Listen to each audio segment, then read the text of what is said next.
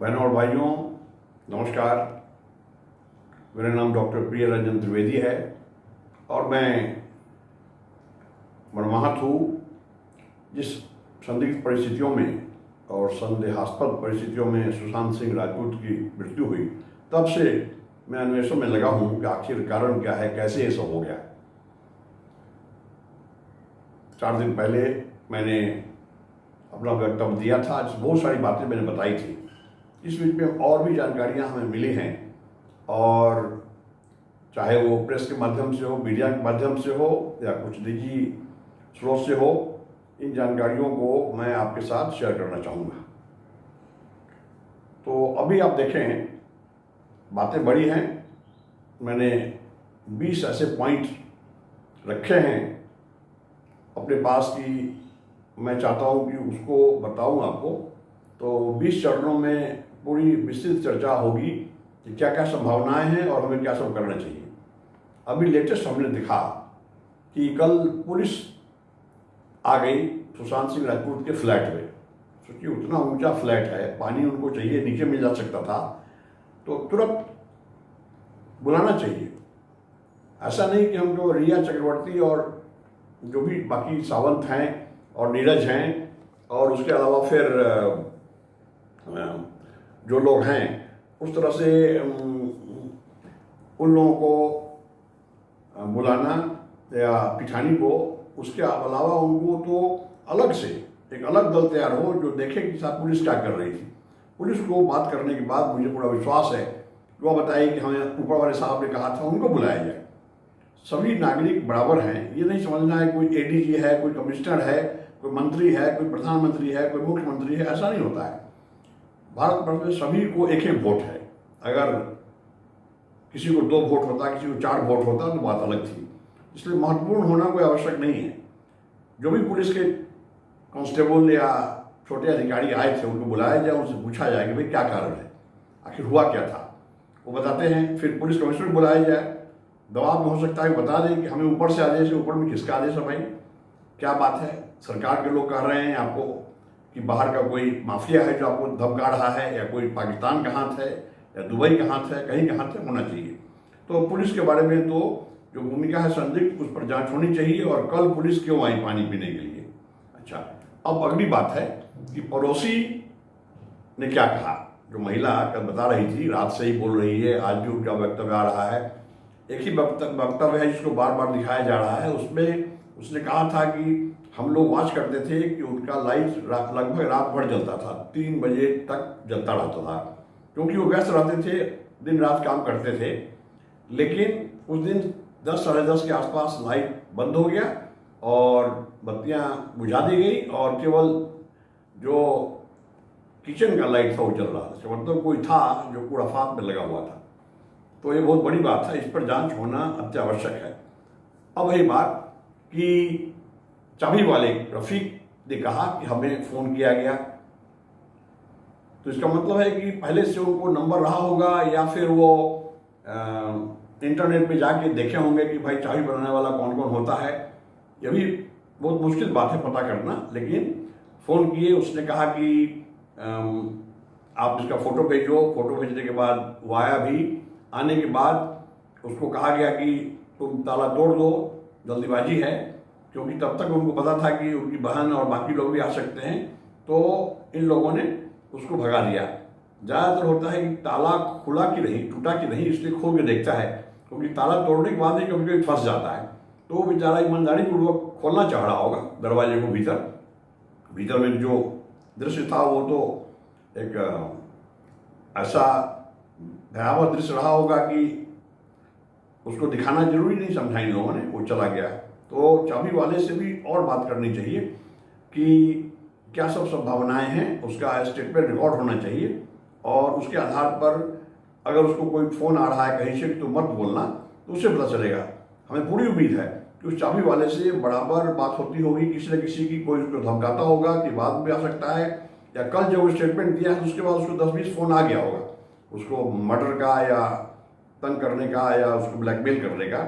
तो यह तो हुई बात चाबी वाले की। अब है कि दीपेश सावंत या फिर नीरज सिंह या फिर सिद्धार्थ पिठानी, अगर ये बात है कि केवल 3 ही लोग थे, कहा गया है 4 लोग थे, तो 4 लोग उस फ्लैट में थे डुप्ले में और उसमें उनकी मृत्यु हो गई, तो इसमें पक्की बात है कि उनका नार्को टेस्ट होना चाहिए, लाई डिटेक्टर टेस्ट होना चाहिए।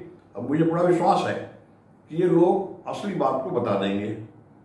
अब रही बात कि वो बराबर बोलते हैं कि मैंने उनको रात में जूस दिया, वो सो गए, जब भूखे सोए वो, सुबह कहता है कि जब उठे वो हमसे पानी मांगे। असल में तो रात में ही उनको मार दिया गया था, उनका मर्डर हो गया और ये कह रहे हैं कि सुबह में थी। तो मतलब ये कहानी गढ़ना चाहते हैं किसी प्रकार यह साबित हो कि वह सुबह में पानी पीने के बाद उन्होंने आत्महत्या की है और उसके बाद हम लोग दरवाज़ा खटखटाने रहे, लेकिन वो 1 बजे के आसपास हम लोगों ने चाय वाले बुलाया और बाद में सब हुआ। तो ये बात भी टोटल गलत है, उनकी मृत्यु पहले हो गई थी।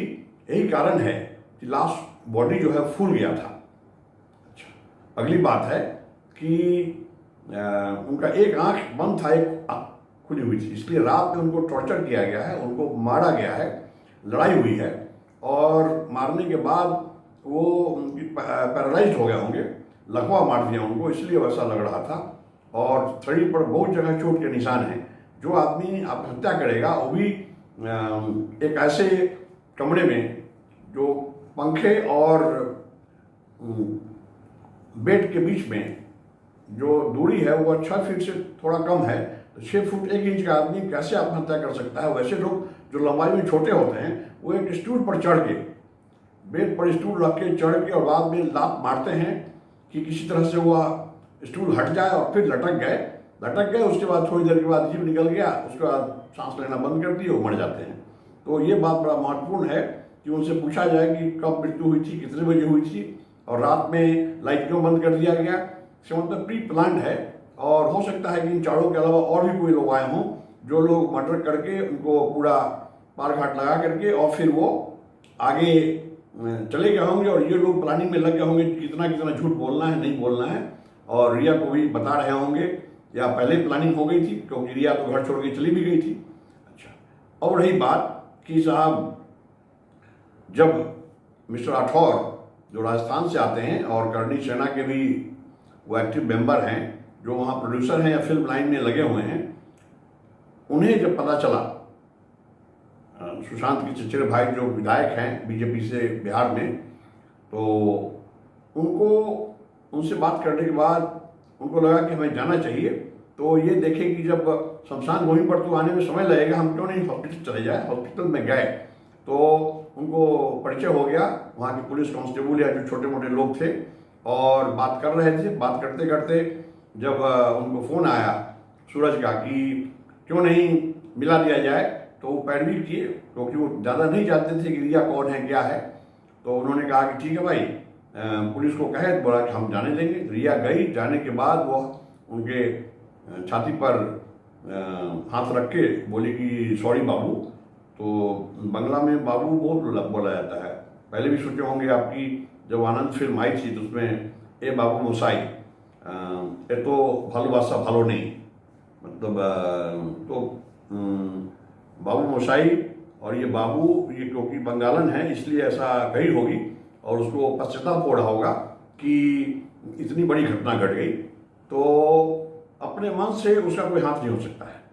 मतलब रिया चक्रवर्ती के ही आदमी थे, नीरज से लेकर के, और कुक थे और बाकी जो पिठानी या फिर जो दीपेश सावंत सब उसी के आदमी थे, लेकिन उसके आदमी से करवाया गया होगा क्योंकि जब वो पश्चाताप कर रही थी तो मतलब ये कि मरवा के पश्चाताप, उसको लग रहा था कितनी मजबूरी में हमको कंपेल होना पड़ा कि हम मरवा दें, और ऐसा रचा गया कि मरवाने के अलावा कोई उपाय नहीं था।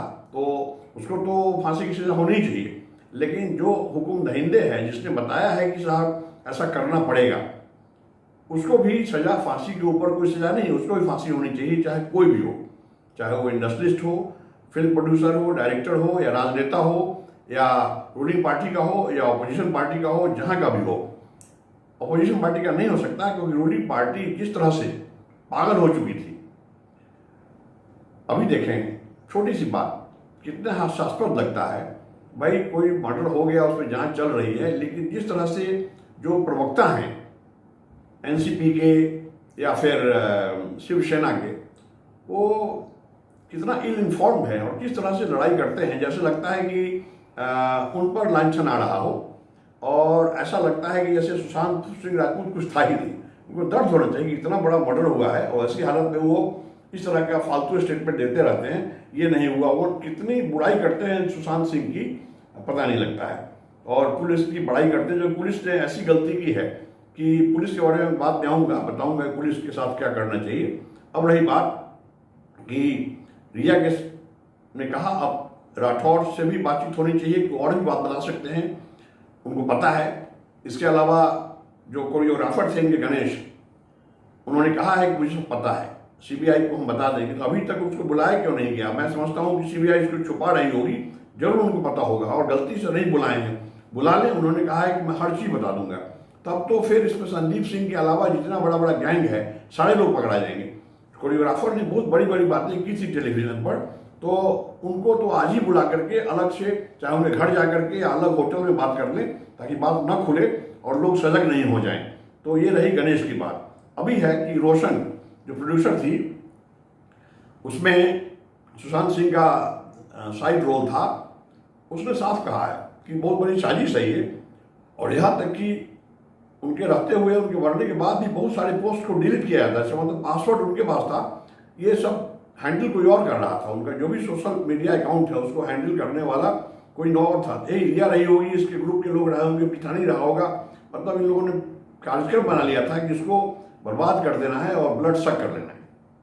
इस बात की पुष्टि ऐसे भी होती है कि जो हरियाणा के additional director general of police ADG हैं, ओपी सिंह जी, जो सुशांत के जीजा जी हैं, उन्होंने और उनकी बहन प्रियंका ने कितनी बार व्हाट्सएप मैसेज एक्सचेंज किया, और हर बार वो लिख रहे थे कि साहब बहुत खतरा है। इसका मतलब सुशांत भी चाहे फ़ोन से या छुप कर या फिर व्हाट्सएप से जरूर कुछ ना कुछ कहते होंगे और बाद में डिलीट करते होंगे। उनको लगता होगा कि साहब रिया जान जाएगी, क्योंकि वो ऐसे दो मुहाने पर थे, उनको समझ में नहीं आ रहा था कि मैं क्या करूँ।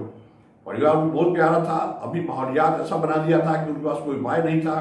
वो बड़े तीव्र कर्तव्य विमूढ़ लग रहे थे, ऐसा देखने से लगता है। तो इन लोगों का भी वक्तव्य लेना चाहिए, और मैं समझता हूँ लिया गया होगा। ओपी सिंह जी का, प्रियंका का या श्वेता का और उनके परिवार के सभी लोगों का, उनके पिताजी का, उनके भाइयों का स्टेटमेंट आना चाहिए। उससे बातें बहुत खुलेंगी। अभी है कि अब संदीप सिंह के बारे में बहुत शंका है और उसके बारे में कुछ किया नहीं गया है। शायद सीबीआई ये चाहती होगी कि इसमें से चारों पांचों जो हैं, रिया से लेकर के और नीरज और जितने भी उसमें जो रात थे वहाँ पर, जैसे सावंत थे और पिठानी थे, तो अब समझ नहीं आता है कि रूम पार्टनर हैं। भाई रूम पार्टनर थे तो उनको हर बात की जानकारी होगी। अब ये तो बड़ा दुर्भाग्य है कि समझ में नहीं आया हमारे छोटे भाई, हमारे पुत्र के समान सुशांत सिंह राजपूत जी को, कि इस तरह के गंदे आदमियों को रूम पार्टनर बनाना। उनको पैसों की कमी नहीं थी, तो फिर उनको सोचना चाहिए था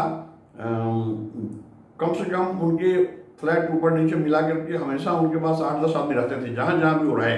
इसका मतलब है कि बड़े शान से रहने वाले आदमी थे और लोगों को ऑब्लाइज करने वाले आदमी थे।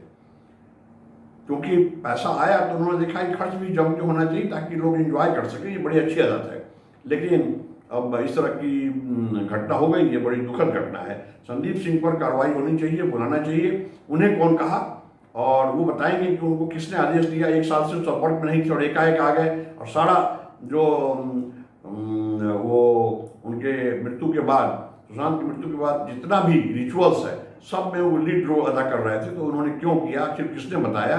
चाहे उनके पिताजी ने बताया, उनके जीजा जी ने कहा, उनके भाई ने कहा, जिसने भी कहा हो, किसी ने नहीं कहा और वो कर रहे थे। तो उनको अगर बुला करके लाई टेस्ट, डार्को टेस्ट और स्टेटमेंट पर स्टेटमेंट उनको किया जाए, बुलाया जाए इन लोगों के सामने, उसको भी बुलाया जाए, संदीप को भी बुलाया जाए इन तीनों चारों के नज़दीक। भाई अब तक बातचीत हो तब उनको पता चलेगा कौन सा ऐसा कॉकस ग्रुप है कहीं का हो। तो अगर सरकार किसी आदमी के नाम लेते हैं, उनको बुलाइए, आप उनका फिर टेस्ट कराइए और उससे स्टेटमेंट दीजिए, ऐसा क्यों किए, उनको क्या फ़ायदा हुआ। इतनी बात हो गई। लेकिन जब बात आ गई है सरकारी तंत्र और सरकारी मशीनरी का दुरुपयोग करने का, तो उसमें एक और नई बात आती है। वह है कि दिशा सालियान की मृत्यु से ये संबंधित है, और ये स्टेटमेंट सुशांत सिंह जी ने कई बार कहा था कि उन लोगों ने दिशा को मार दिया, मुझे भी मार देंगे। अगर बात ये है तो ऐसी हालत में सीधी बात है कि इसमें साबित क्या करना है। ये तो फैक्ट हो गया कि दिशा सालियान की मृत्यु और सुशांत सिंह की मृत्यु दोनों संदेहास्पद स्थिति में हुई है, और पता करना चाहिए क्या दौर में संबंध तो है ही है। अब है कि उनको मारा, उनके नग्न अवस्था में उनको नीचे फेंक दिया, लोग कहते हैं रेप किया, जरूर किया होगा, एक झगड़ा हुआ, कुछ भी हुआ, और इस बात को किसी ने देखा, किसी वीआईपी ने देखा या कोई इन्फ्लुएंसर देखा, चाहे वो कहीं का हो, भारत का हो, भारत के बाहर का हो, जो भी हो, या कोई राजनेता हो या कोई मिनिस्टर हो या कोई एमएलए हो, एमपी हो, उससे मतलब नहीं है। बात यह है कि ऐसा आदमी इतनी गलती कर सकता है कि एक पर एक मर्डर हो रहा हो, ये गलत बात है।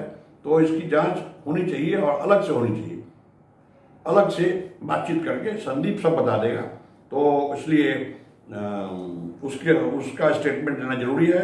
उसको कस्टोडियन उनका स्टेटमेंट होगा और कस्टडी में रहेंगे वो। अब है आगे कि हमें बड़ी खुशी है कि विकास सिंह जी जो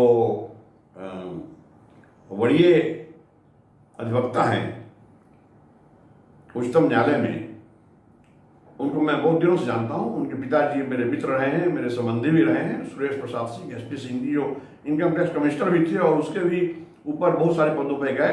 फिर बाल भवन में भी वो पदस्थापित थे, अब वो जीवित नहीं हैं। तो विकास सिंह जी ने, अच्छा ये विकास सिंह जी रहने वाले भजोरिया स्टेट के, जो सीतामढ़ी जिले में एक बहुत बड़ा स्टेट था भजोरिया स्टेट, उसी के वारिशों में एक वारिश हैं और बड़ा अच्छा काम कर रहे हैं। उन्होंने जो फैक्ट जुटाए हैं और फैक्ट जुटाने के बाद जो एनालाइज किया है वो बहुत महत्वपूर्ण है। अगर उतना एनालिसिस नहीं होता तो सुप्रीम कोर्ट में बड़ी दिक्कत हो सकती थी। तो उन्होंने, उनके स्टेटमेंट के चलते बिहार सरकार को भी मदद मिली और सुप्रीम कोर्ट को भी सुविधा हुई किस प्रकार डिसीजन लें सुशांत सिंह जी के पक्ष में, और सीबीआई द्वारा इसको टेक ओवर करने की जो बात है, इसके लिए मैं साधुवाद देना चाहूँगा विकास सिंह जी को। अब है दूसरी बात कि अर्नब गोस्वामी जी जो बड़ा अच्छा काम कर रहे हैं, मैं उनका प्रशंसक रहा हूँ। खासकर अभी 2-3 महीनों से जब से ये इस बात के खोजबीन में लगे हैं, तो मुझे लगता है कि इतना इन्वेस्टिगेटिव जर्नलिज्म शायद ही कोई किया हो। बाकी जो चैनल्स हैं वो भी कुछ काम कर रहे हैं। जब कुछ बात निकल जाती है अर्नब के द्वारा, तो फिर उसको देख करके फिर उसके पीछे पड़ के और अपना संवाददाता भेजकर, फोटोग्राफर भेजकर, वीडियोग्राफर भेजकर वो लोग कर रहे हैं, लेकिन इतना डीप में वो लोग नहीं जा सका है। कंपटीशन की बात है, कंपटीशन में आगे आए हैं, अच्छी बात है। तो अभी देखना है कि अर्नब गोस्वामी ने कहा था कि मुझे सब पता है, मैं मुंबई पुलिस को नहीं बताऊंगा, महाराष्ट्र पुलिस को नहीं बताऊंगा, मैं सीबीआई को बताऊंगा। तो मुझे बड़ा विश्वास है कि अभी तक सीबीआई उनको कॉन्फिडेंशियली सारा पूछ लिया होगा, स्टेटमेंट दे लिया होगा या जानकारी मिल गई होगी। अगर नहीं मिली है तो सीबीआई को चाहिए कि आज ही उनको बुलाकर सारी बात पता कर ले, क्योंकि यह सीधी बात है कि उनको पता तो होगा ही, क्योंकि उनकी बात जिस से हुई है, जिसको इन्होंने कहा था कि आगे मत बोलो, मतलब इतने जोश में आ गए थे कुछ लोग जो जानते हैं सारी कहानी को, वो कह रहे थे कि मैं अभी बताता हूँ। तो उन्होंने कहा था कि नहीं, उन्होंने रिक्वेस्ट किया और उनको बताया, किसा आगाह किया कि आप मत बताइए, इसका मतलब सारा भेद खुल जाएगा, लोग भाग जाएंगे, कोई मर जाएगा, कोई और लोग मारे जाएंगे। तो अर्नब जी को अभी चाहिए, इसका मतलब है कि वो आदमी ने इनको बता दिया होगा कि क्या क्या हुआ है, कौन कौन लोगों का हाथ है, सीबीआई को बता दें तो इसमें जांच में सुविधा होगी और जल्दी निर्णय होगा। तो यह अर्नब गोस्वामी जी से हमें अनुरोध है। अब रही बात आगे कि हमें यह नहीं देखना है कि अगर रिया चक्रवर्ती पकड़ी गई और ये पता चल गया, इसलिए हम जो रिया चक्रवर्ती को प्रेशर दे रहे थे वो छूट जाए, या फिल्म इंडस्ट्री में जो माफिया है वो लोग छूट जाए, क्योंकि चाह बहुत लोग रहे थे। उदाहरण के लिए ललित नारायण मिश्र जब रेल मंत्री थे 1975 में। तो जनवरी में वो समस्तीपुर में ब्रॉड गेज का लाइन का उद्घाटन करने आए थे। उस समय उनको बम फेंक दिया गया और उनका निधन हो गया। तो उस समय कम से कम 4 या 5 ऐसी एजेंसियां थी जो उनके मारने में लगी हुई थी। साबित करना मुश्किल हो गया अंत तक कि किसने मारा तो एक ही होगा, लेकिन किसी को पता भी था कि इनको मारा जाना है, तो किसी ने इसको स्लो कर दिया, इन्वेस्टिगेशन को किसी ने सुना कर दिया। तो उसी प्रकार ये है कि फिल्म इंडस्ट्री का बहुत बड़ा हाथ है, और जितने स्टेटमेंट्स और व्हाट्सएप में जो एक्सचेंज हुआ है महेश भट्ट जी और रिया चक्रवर्ती में, और उसके अलावा समय समय पर जब सुशांत सिंह राजपूत को बेइज्जत किया जाता था बड़े बड़े एक्टर्स प्रोड्यूसर्स के द्वारा स्टेज पर भी, तो उससे लगता है कि लोग बड़े जलनशील थे। उनको अच्छा नहीं लग रहा था कि आदमी आगे बढ़ रहा है और बिना किसी लॉबी को पैट्रोनाइज किए हुए। तो वहाँ होता ही है कि हीरो है या हीरोइन, एक्टर हो या एक्ट्रेस, उसको पैट्रोनाइज करना पड़ता है। बहुत मामलों में उनको एक्सप्लॉइट किया जाता है, उनको कुछ भी कहा जा सकता है। उसकी चर्चा नहीं करना चाहूँगा, लेकिन मेरे पास बहुत सारा इंफॉर्मेशन है क्या सब होता रहता है। अब है बात कि अभी उसमें देखना पड़ेगा हमें कि जो डॉक्टर्स हैं उनकी बड़ी संदिग्ध भूमिका है। जो डॉक्टर हैं तो डॉक्टर लोग 5 डॉक्टर हैं, 5 छुट्टी पे चले गए। अब डॉक्टर को जब नहीं सिखाया, कोई डॉक्टर नींद में भी रहेगा तो वो टाइम ऑफ डेथ बताएगा। तो बात है कि उनको मारा गया रात में। यहाँ पहले से प्लानिंग थी कि कहेंगे कि हमें पता चला है, धक्का देते देते बुलाते चाबी वाले को 1 बज गया दिन। तो हुआ कि साहब रात में अगर लिख देंगे तो इसमें बात गड़बड़ हो जाएगी। तो अंत में ऊपर कहीं से इंस्ट्रक्शन आया कि इसमें टाइम छोड़ दो। उनका आज तो गए ही हैं, मैं समझता हूँ कि अभी 10 मिनट पहले डॉक्टर लोगों को बुला करके उनसे बातें की गई है। वो बताएंगे और वो सारी बात बताएंगे कि उनके ऊपर कौन सा बड़ा हेल्थ सेक्रेटरी थे, हेल्थ कमिश्नर थे, उन्होंने कहा, या पुलिस कमिश्नर ने कहा, या कोई गृह मंत्री ने कहा, या मुख्यमंत्री ने कहा, या किसी मंत्री ने कहा, कोई अति इन्फ्लुएंशियल आदमी जो बहुत ज़्यादा महत्वपूर्ण पद पे हो वही ऐसा कर सकते हैं या कर सकता है। तो यह तो बात जानना जरूरी है कि किस हालत में इस तरह का गलत किया गया और सारा साक्ष्य को मिटाने की कोशिश की गई। जो शुरू से ही प्लानिंग थी कि इसको कुछ नहीं करना है। एफआईआर नहीं किया वो तो पुरानी बात हो गई, और एफआईआर नहीं किया उसके बावजूद, एफआईआर नहीं करने के बावजूद अगर इन्वेस्टिगेशन जो अन्वेषण है, छानबीन है, वह सही दिशा में होता तो एफआईआर का कोई महत्व नहीं है। बाद में होगा, एक साथ अच्छे ढंग से होगा, सारे साक्ष्य के साथ होगा, लेकिन साक्ष्य को मिटाया गया, एफआईआर नहीं किया गया, और झूठ मूठ का 50-60 आदमी का स्टेटमेंट फिल्म वाले लोग से उनको बता दिया कि ये बोलना है, वो लोग यही बोले, और जाकर के सारी बात खत्म होने वाली थी। तो कहने का मतलब ये है कि हमें आगे जाकर के इन सब बातों पर ध्यान देने की ज़रूरत है, और तभी जाकर के ये फैसला सही हो सकता है।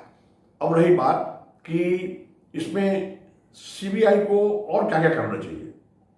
जैसा मैंने कहा कि जो उच्चाधिकारी हैं, जो ब्यूरोक्रेट हैं, चाहे आईएएस अफसर हों, आईपीएस हों, या फिर कोई उच्चाधिकारी हों, नीति निर्धारक हों, अगर उनसे गलतियां हुई हैं तो उनको माफ़ नहीं करना चाहिए, उनको दंड देना चाहिए, ताकि ऐसा एक सबक मिले पूरे भारतवर्ष में ही नहीं बल्कि भारत के बाहर, कि साहब अगर कोई आदमी इस तरह से कोनाइव करता है किसी गंदे काम के लिए, चाहे करप्शन में हो या फिर मारपीट पे हो, मर्डर पे हो, कुछ में हो, सिविल कमर्शन में हो, स्ट्राइक्स में हो, राइट्स में हो, किसी काम में हो, तो उनको दंडित किया जाना बड़ा आवश्यक है। नहीं तो काफ़ी दिक्कत होगी और ये समाज एकदम बिखर जाएगा। ये हालत हो सकती है। धीरे धीरे लोग बुरा मान रहे हैं। जिस तरह से सरकारी तंत्र चल रहा है उसको सुधारने की जरूरत है। हमें विश्वास है कि हमारे प्रधानमंत्री महोदय इस बात को समझेंगे और किस प्रकार हम लोगों की मनोवृत्ति बदले और भारत को आगे कैसे बढ़ाया जा सके, उसमें यह भी जरूरी है कि करप्शन पर रोक हो, क्राइम पर रोक हो, और पुलिस की जो भूमिका है वह विकासात्मक कार्यों में भी हो, ताकि पुलिस को ऐसा प्रशिक्षण हो। पुलिस की मनोवृत्ति शुद्ध करने की जरूरत है। मनोवृत्ति शुद्धिकरण, मनोवृत्ति परिवर्तन के लिए 1978 में MS गोड़े कमेटी बनी थी। MS गोड़े जो Tata institute of social sciences के डायरेक्टर थे, उनके अध्यक्षता में कमेटी बनी थी जिसने कहा था कि पुलिस की मनोवृत्ति को तो ठीक होना अत्यावश्यक है। इसलिए अब देख लिया, पुलिस की मनोवृत्ति आप देख लिया और आप किसी राज्य को ले लीजिए। अपवाद के रूप में अभी हमारे गुप्तेश्वर पांडे जी ने बड़ा अच्छा स्टेटमेंट दिया, उनकी भूमिका सराहनीय है, उनको मैं साधुवाद देना चाहूँगा। लेकिन ऐसा ही कोई राज्य है हो जो पता नहीं है मुझे, जहाँ पर कि करप्शन नहीं है और गलत आदमी को पकड़ लिया जाता है और असली जो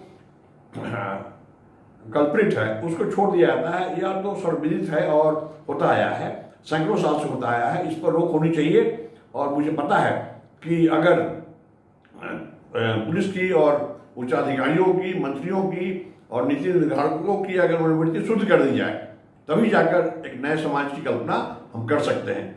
अब रही अंत में मैं कहूँगा कि CBI को और क्या करना चाहिए।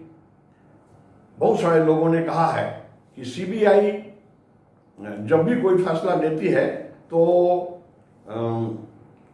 उसमें वो इन्फ्लुएंस हो जाती है और बहुत सारे केसेस में जो डिसीजन होता है उनका बायस्ड हो जाता है, ऐसा कहा जाता है।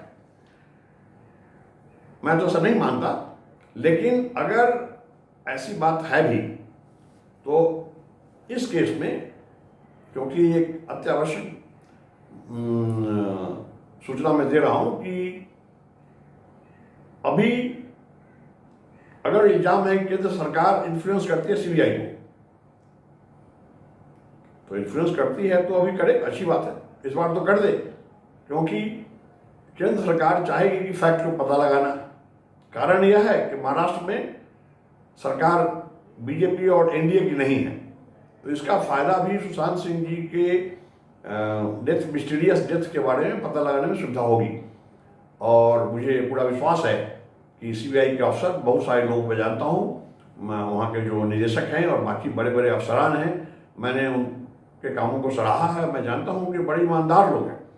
मतलब CBI में ऐसे लोग हैं अभी, पहले की बात मैं नहीं करूँगा, पहले तो आपने देखा भी है समाचार पत्रों में क्या सब हुआ है। अभी जो टीम है उन लोगों को ईमानदारी पर एक रिसर्च है, मैंने खुद सुना है उनसे बात करते हुए। ईमानदार होना अलग बात है, ईमानदारी पर रिसर्च करना अलग बात है।